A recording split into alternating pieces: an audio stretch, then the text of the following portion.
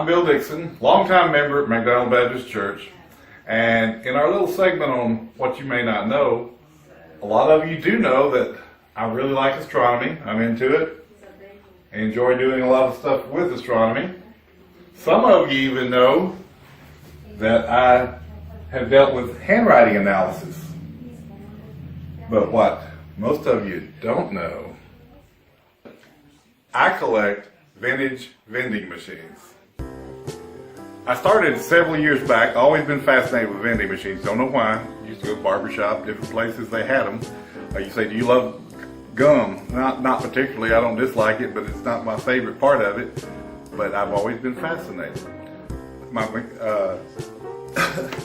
collection began with this machine right here. This machine is an Akron machine, built probably around 1948, and it was the first one I got. Got it back in the late 70s and stuff. This is my favorite machine. This machine is 95 years old. It was built in 1923.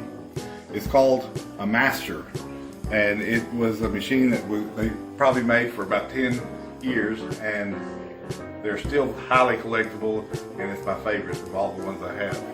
I have several other machines like this here. Now here I don't have gum in it. I've got Jelly Bellies in it, which I do in some of them, because I like Jelly Bellies a whole lot more than I like gum. This is called a Vendorama machine. It's actually a nickel machine. You get the big gumballs with that. This one was made back probably in the start of the 50s, but in the 1960s. Another one of my favorites is this machine. It's called a topper.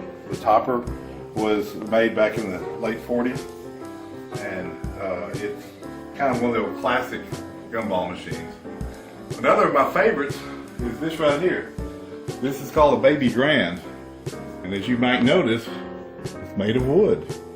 You didn't know they made them out of wood. This was probably made about 1948. What's really cool about this particular machine is I bought it, it wasn't in great shape, but it came off a route in the Galveston area from the 50s and 60s. This is another machine here. It's made by Victor, and it doesn't have any gum in it. The reason it doesn't have any gum in it, this thing went under water in Hurricane Ike, and I had to do some work to get it salvaged, but I haven't put any more gum back in it.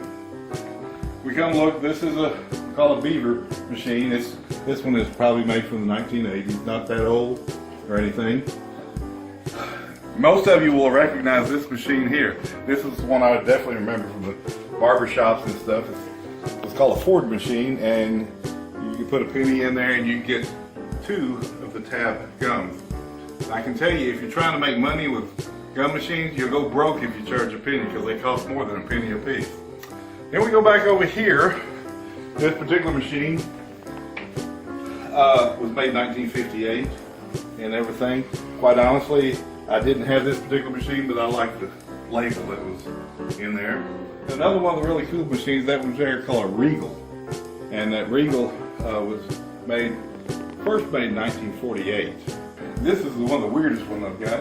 In fact, the book describes it as a mystery machine because they don't know, they're not sure exactly who made it. But you would fill the back with gumballs, the front would be with some kind of toy, and you could determine by turning here before you put your penny in there what you were going to get. The other machine here is one that I always liked it. The real reason I got it is because Mary remembered her daddy letting her go and buy gum, but you turn it and you pick what flavor you want before you put your money in there. This one's another one probably made in the late 50s. Just to give you an idea of something that you may not have known about me. If you want to know anything about any of these, if you want to talk to me, yeah, ask me sometime. I'll be happy to tell you.